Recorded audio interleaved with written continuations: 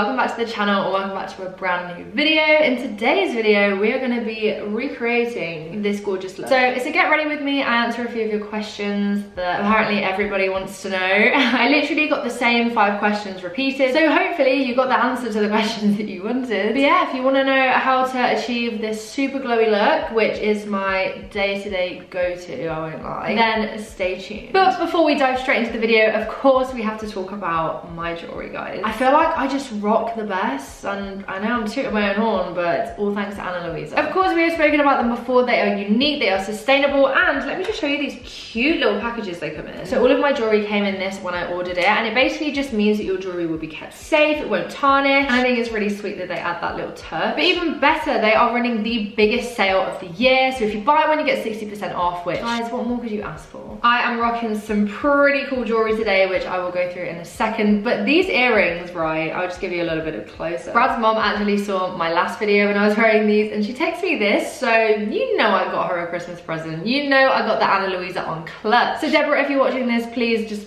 close your ears, pretend you didn't hear that, but I'm pretty sure you knew what you were getting anyway. Obviously, they're just a crowd pleaser all round. In my ears today, I have stacked 3 products. I've also done the same with my necklaces, so let's indulge, shall we? So firstly, in my ear, we have the ear climber called Mally. I love this piece because it makes you look like you've got a lot more piercings than you actually do. And as we spoke about in the tattoo video, I am not ready to take that leap yet. I'm not ready to have a load of piercings yet. So these are literally the next best thing. It looks like I've got about 4 studs in, and it just looks insane. It's got 3 layers of glistening stones, which I know I don't need to tell you that already. You can tell. But I just love how well it goes with the Eden earrings. They're such a good match. The jewels in the Eden earring goes hand in hand with the Mally. And then I also added my ear cuff because I got my hair up. You guys know I love to add a bit of spice to the mix. And now let's talk about the beautiful necklaces. So you obviously saw the Miche in my last jewelry video, and I'm wearing her again today because I've still got red hair and I'm still loving her. But I've also laid it with another necklace. This is the Hannah necklace. It kind of adds a vintage flair to whatever outfit you're wearing. And it's got an iridescent mother of pearl disc in the middle. I just think it's super cute, especially with this white fluffy outfit I'm wearing. Let me show you the full fit. It's real cute. Like, can you see this? How this just like, oh, it's even in the trousers, guys. It's the best. I really like all of this together. But the details of this necklace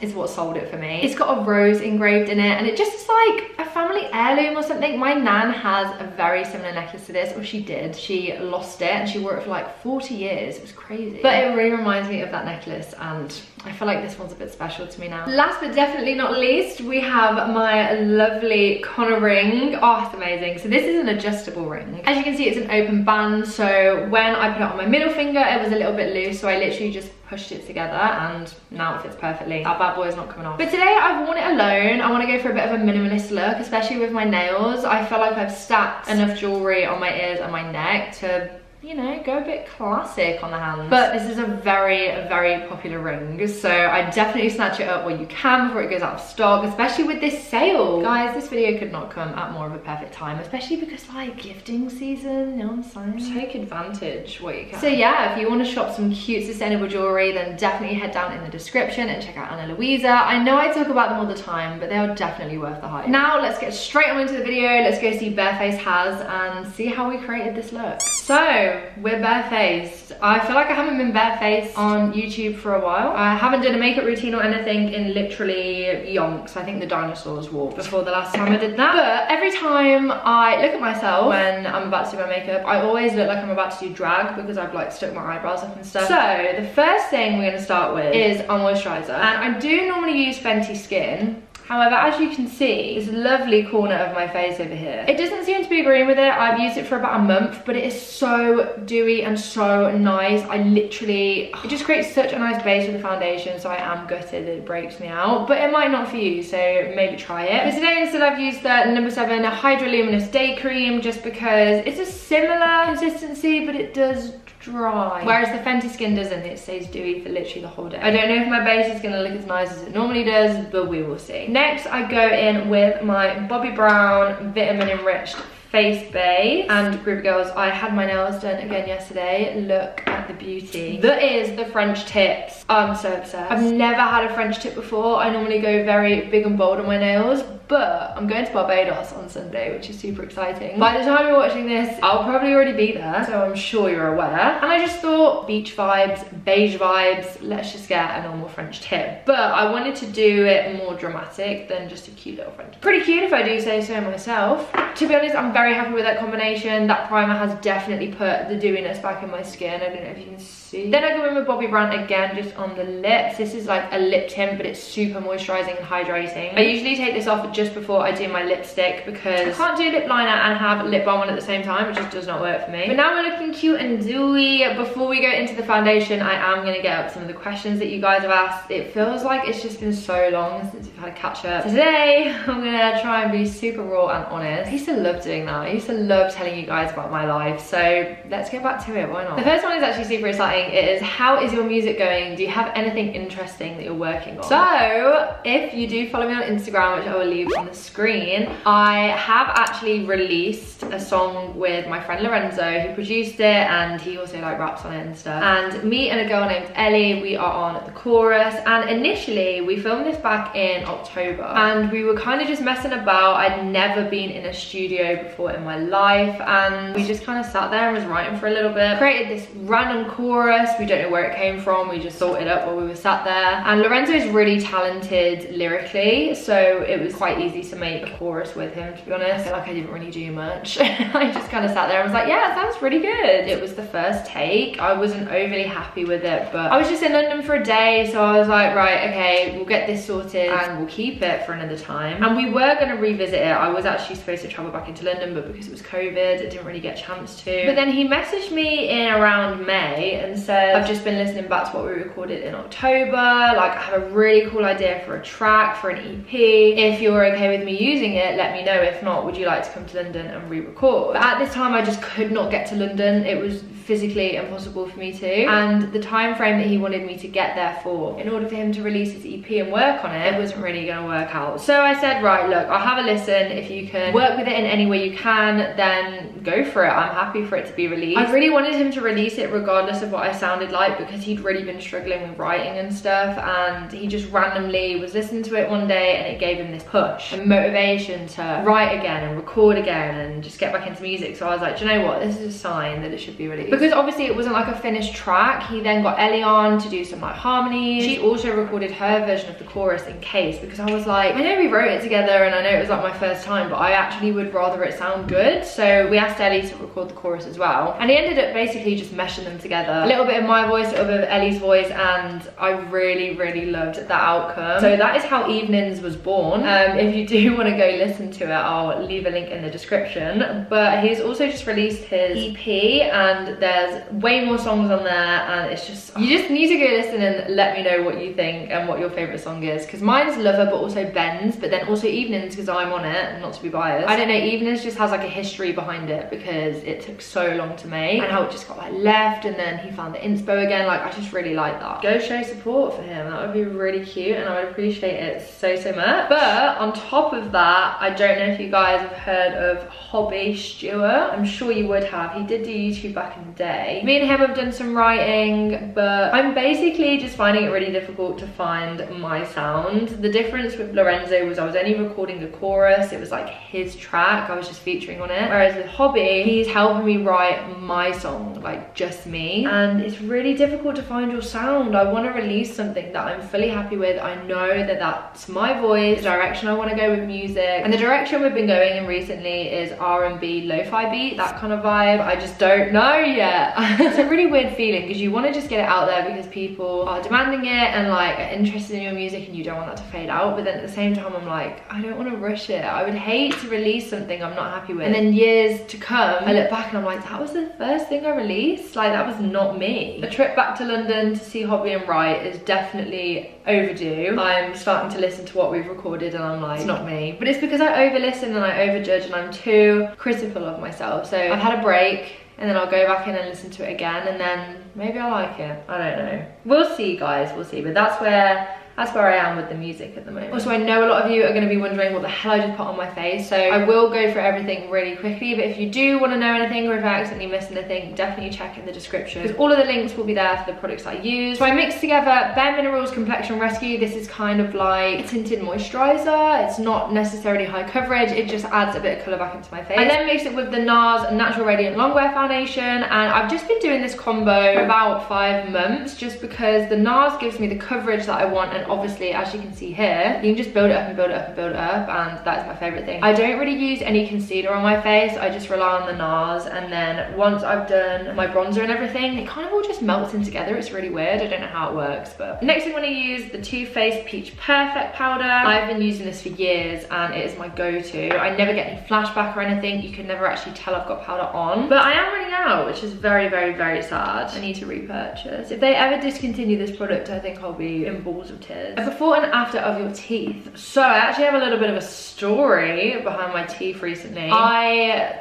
have been forgetting to wear my retainer, so my bottom teeth here are kind of moving back to where they were before, so I've been like really pushing myself to wear it every night, sometimes I even wear it in the morning, and this is because I'm on my teeth whitening stage now, and anyone who has done teeth whitening professionally will know how painful it is. The sensitivity levels of my teeth are just ridiculous, like even talking about it makes my teeth hurt. So because I've been struggling with that, I'll be in pain and then I'll be like, right, I have a few days off, and because I'm not in the habit of doing it every single night because it hurts, I just forget, and it's really bad. I'm on my last little tube of teeth whitening. I've had 3 so far, so this is my final one, and I think by 2 weeks time I'll probably be done with my teeth whitening, and then I can get my composite. But I will insert a little video on the screen of my before and after of my teeth. This is when they do a scan of your mouth, so this is the before and this is the after. I literally had no idea my teeth on the bottom were that bad, but also on the top I never knew my teeth were inverted inwards together, something I never realized. The weird thing is as well is that I never would have said my teeth were bad. It was something that I was like, the opportunities here, I have had a bit of insecurity about them, especially my bottom teeth, because you would see it pop up like here when I spoke, and that really, really got me. But it wasn't anything that bothered me when I was little or anything, like how I've spoke to you guys about my nose. That really bothered me when I was younger, and still does, because I haven't had my filler in a while, but we won't talk about that. But I'm so glad that Manchester Dental got in touch with me and like even sorted the whole thing out, because I prefer my smile now. I prefer talking in videos a lot more. Like, I watch my old videos back and it kind of just makes me cringe. I know this is what happens after any kind of procedure. I know like getting your teeth done isn't really a procedure, I haven't had like an operation, but it is a big change. Your smile is, to me, it's the majority of my face. I use my mouth a lot and it changes your face shape completely. I've had my jaw widened, like you can see more teeth when I smile now, and yeah, it just changes your face shape completely. But for me, I'm so much happier with my face shape. Obviously that was the outcome I wanted. Yeah, I never realized how much teeth could make a difference. So I hope you enjoyed my before and after. Composites will hopefully be happening in December, and then of course I will show you guys the full transformation. I'll do a proper video on that though, like I did before. The next question is, have you drifted? From Anna, Byron and Freya. So I get asked this a lot and I've been avoiding it recently because I don't know, I just didn't want to answer it. I guess I just didn't want to come to terms with it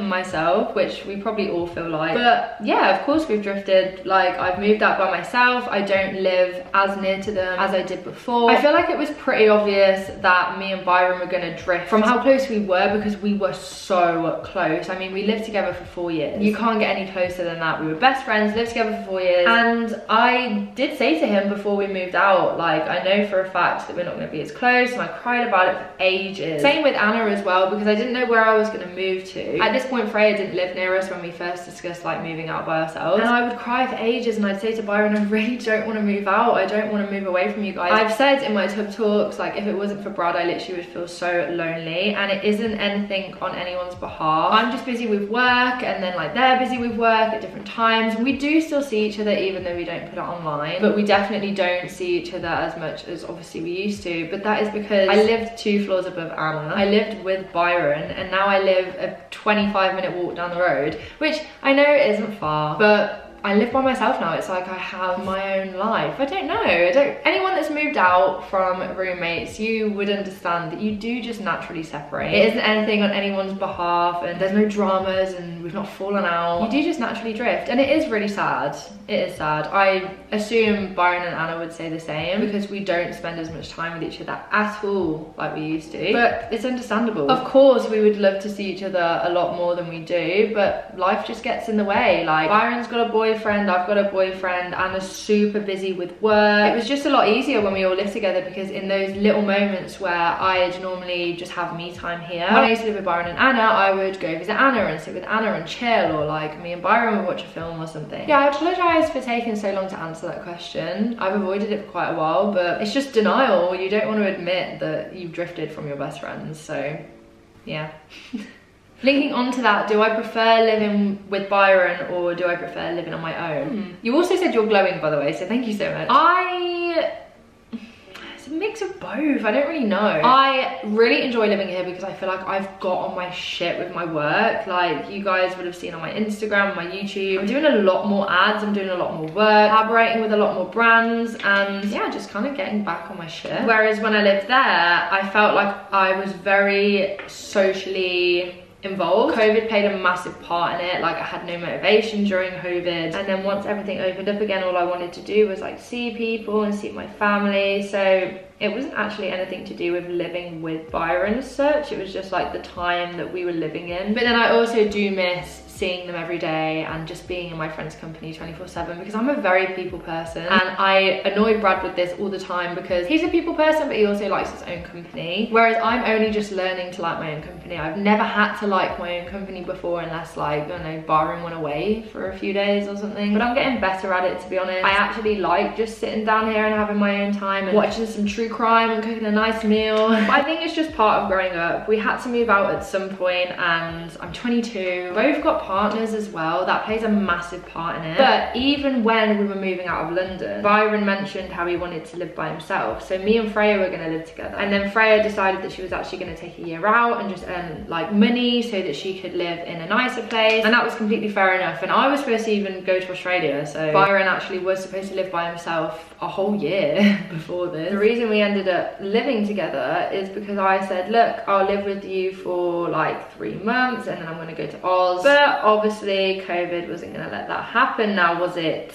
No. So I ended up living with Byron for a lot longer than I expected, but we loved it. We loved absolutely every single aspect of it. There was no qualms about it. When he brought up that he wanted to move out to live by himself, I was like, it's completely fair enough. You did say like 6 months ago that you wanted to. So this would actually have happened a lot earlier if it wasn't for COVID, and it's just the way life is. But I definitely say it's a tie between both. I love living by myself because of the independence, and it definitely had to happen at some point. Definitely gained more confidence going out by myself and everything from living by myself. And also it was really nice that me and Brad could like live closer together. So a lot of you think we live together, we don't. He lives 4 floors above me, and the reason that happened was because I was viewing flats and he came up to Manchester to see me, and he wanted to move out as well, but we weren't going to move in together. It was far too early, and I was like, nope, that's not happening. While I was looking for my flat, I had about 3 months left in my old one, and we came to view here, and as soon as he walked in, he fell in love and he was like, oh my god, I love it. So because he wanted to move out there and then, and I still had 3 months, I was like, do you know what, you take this flat, I'll look elsewhere. And then 2 months went by and I just couldn't stop thinking about this flat, and luckily they had 4 floors below available and furnished, and I was like, I've just got to get it. So I bought it a month early. That is how I ended up here, I guess. So I just did my brows off camera because they literally take an absolute age, and if I do them wrong, I have to restart my whole makeup routine because it ruins the foundation. I've realised I just skipped over a lot of products. My bronzer is Huda Beauty, of course. They are my ride or die. For this bronzer, I could not go anywhere without it, honestly. The blush is from a brand that I'd never heard of before. I discovered it in my glossy box called Downtown Paris, and it is the best blush. It has so much coverage but also blends out to be really natural, as you would have seen. And then of course my swear by highlighter is Skin Lights by Revlon. I will never betray my highlighter, quite frankly. It's the best. Brows are also my new swear by product. So it's the Original Soap Brows by WB Co. I use a lot of products on my brows, so like all of these. So now we are all caught up. I'm now going to move on to the eyes, and I'm going to tell you the products before we get into the questions. So what we are using on my eyes today is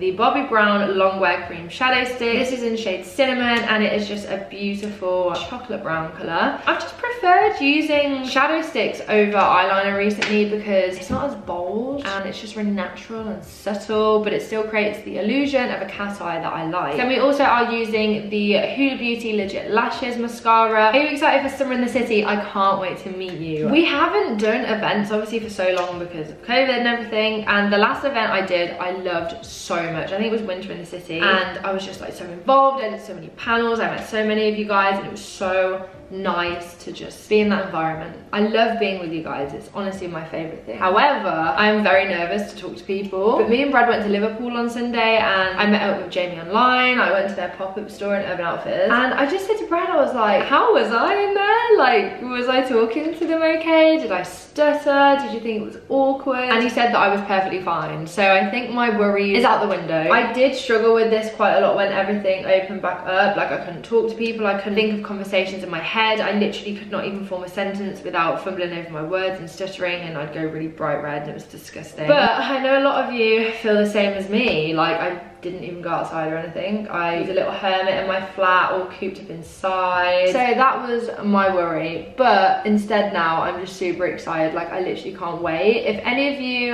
don't have tickets, which I'm sure a lot of you don't because I haven't advertised it on my YouTube yet, it is in the last weekend of November. So the Friday, Saturday, Sunday, and you can come meet me. And Byron and Anna, and I think Freya and Callum are coming also. What is the #1 thing that you have found the hardest over this past year? Okay, I'm gonna say from January onwards, because obviously we all know I'd probably say COVID, but I feel like that's a typical answer, so I'm gonna skip over that and just do it from January. Not so weirdly, the thing I found the hardest is definitely my anxiety. I had anxiety when I was 8 years old when my parents divorced. I've never really spoken about this online, but I mean, but like, they're never right, guys. I used to suffer with it really bad. They thought it was like asthma or some internal problems at first, but it turns out it was just anxiety, and I could never breathe.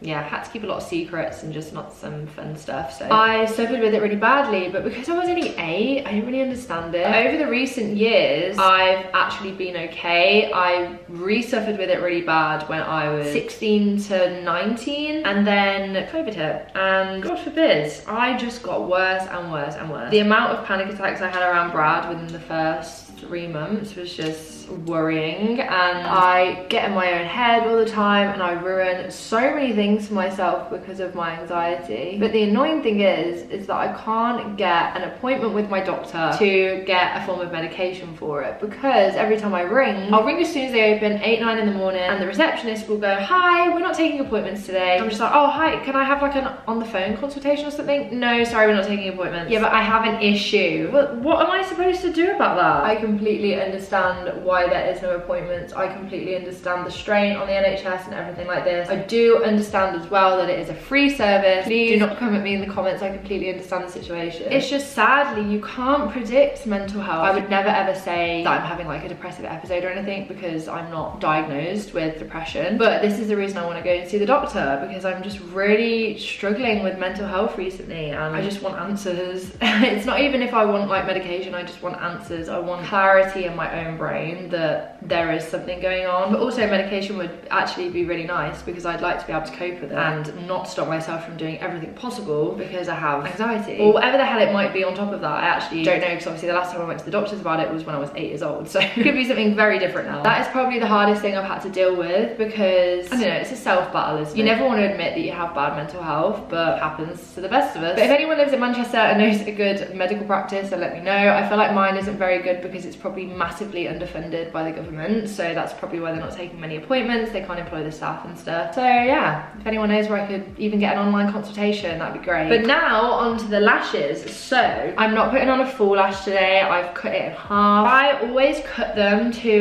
about 3 lashes in. Does that make sense? And this is because it creates a cat eye effect, and if I wasn't to do this, it would make my eyes look rounded, and I don't want that. I want my face to look lifted and chiseled and beautiful. Then once they're on, they are obviously not uplifted like I'd like. I'm just gonna curl them with my eyelash curlers, make sure it's really, really, really stuck to my lashes. Once that's done, I then get my fingers and I pinch the false lash to my real lashes, and basically the glue will still be tacky enough to push these together perfectly. And then as you can see, there's like quite a bit of difference between the fake lashes and my real lashes. So we're just gonna put some more mascara here and here. How excited are you for Christmas? Guys, this is going to be my first Christmas with Brad, and I just love him and his family so much, and I also can't wait to be around my family because it's going to be the first proper Christmas since everything kicked off in the universe. I am such a family orientated person, so Christmas is such a good time of year for me. And last night we watched Love Actually. We kick-started the Christmas films already. I know it's literally been like 2 days since Halloween ended, but that's just the type of people we are. And I can't wait to decorate my flat. I loved doing it with Byron last year. Literally all me and Brad have been talking about is Christmas. I just feel like it's going to be such a breath of fresh air after the year that we've all had. I will say though, if you are someone that doesn't like celebrating Christmas, just please remember it's another day. It's literally just an extra day in the year. I know a lot of people aren't fortunate to be with their loved ones on Christmas, or they might not even have loved ones to be with on Christmas. So if you are one of those people, I'm sending my love your way, and definitely drop me a message. We should be best friends. I'd love to be in your life. Just like a birthday, or just like Christmas and Mother's Day and Father's Day and all of the above. It's just another day. So the lip liner I just used is Lip Cheat by Charlotte Tilbury. Can't remember who told me about this, but it's been a life changer ever since.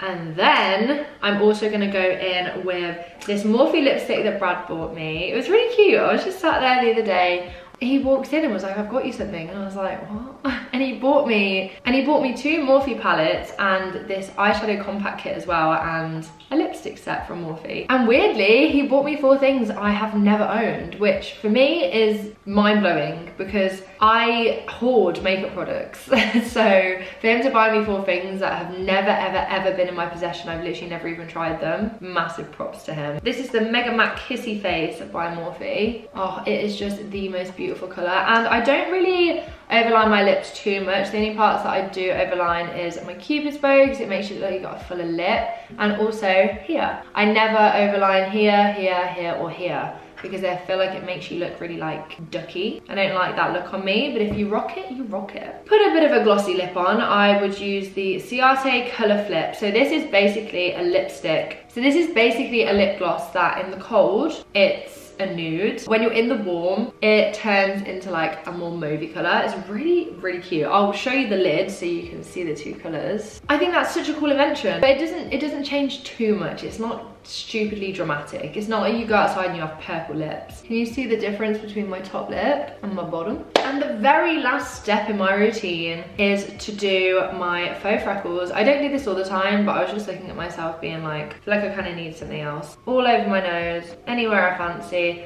And I have a freckle at the end of my nose that gets covered by my foundation, so I like to just fill that back in. So I just let it sit there for a few seconds and I just lightly dab. I like this one on the end of my nose to be quite prominent because it is an actual freckle. Really slowly though, because I like to do it and lift off and see if I've blended it too much. So this is the finished makeup look. Thank you so much for sitting down with me and just hearing me chat shit basically for an hour. I really hope you enjoyed this makeup routine. A lot of you have been complimenting my hair recently, and it's literally just like an 80s bun. I don't know if you can see. And I love the whole slick back look. It looks very professional. I'm real liking it. So yeah, thank you so much for watching Groovy Girls, and thank you again to Anna Louisa for working with me on another video. If you guys do want to check them out, remember to check down in the description. You will not regret it, guys. And me and my lovely highlight will see you another time.